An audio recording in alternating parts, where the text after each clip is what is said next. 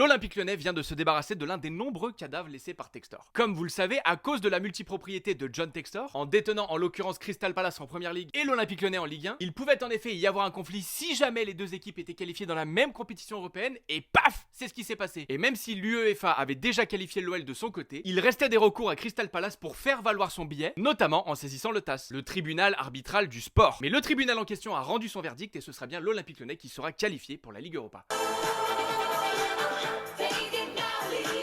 En vrai, je vais être honnête avec vous, je suis pas si content. Je ne peux pas me réjouir en âme et conscience qu'une équipe qui s'est qualifiée sportivement se fasse refuser l'accès à une compétition qu'elle a méritée. Encore une fois, c'est une douille de ce fils de Textor. Et du coup, avant qu'il y ait des rageux qui débarquent en commentaire, pourquoi l'Olympique Lyonnais plutôt que Crystal Palace? C'est hyper simple. Pour te qualifier en Europa League, il y a deux solutions. Ou tu es suffisamment bien placé dans ton championnat pour avoir accès à cette compétition, ou tu finis vainqueur de ta coupe nationale. En l'occurrence, en France, ce serait la Coupe de France et en Angleterre, la FA Cup. Et si jamais il y a conflit d'intérêt entre deux gagnants, l'équipe qui l'emporte est celle qui finit le mieux classée dans son championnat. En l'occurrence, l'OL qui a fini 6ème et je crois Crystal Palace 12ème ou 13ème. Maintenant, je réitère mes propos. J'ai vu qu'il y avait une guéguerre qui s'était installée entre les supporters de Crystal Palace et les supporters de l'Olympique Lyonnais. On est dans le faux. Vous et nous, on a un ennemi en commun. Et la personne qu'il fallait amener devant un tribunal, c'était pas l'Olympique Lyonnais. C'était Johnny qui lui aussi ne s'est pas gêné de vous prendre pour des cons. Parce que John, ça faisait un moment qu'il vous faisait miroiter à vous aussi qui comptez vendre. Mais monsieur a pris son temps, monsieur a menti et monsieur a raté la date du 6 mars. Et ce qui explique aujourd'hui que vous êtes lésés, tout ça à cause d'un homme. Mais je vous le redis et je vous tends la main comme aux supporters de Molenbeek. Venez, on demande réparation et indemnité à la bonne personne. Et pourquoi pas, en invoquant les bonnes choses devant la justice, l'emmener derrière les barreaux. C'est une super bonne idée ça, non?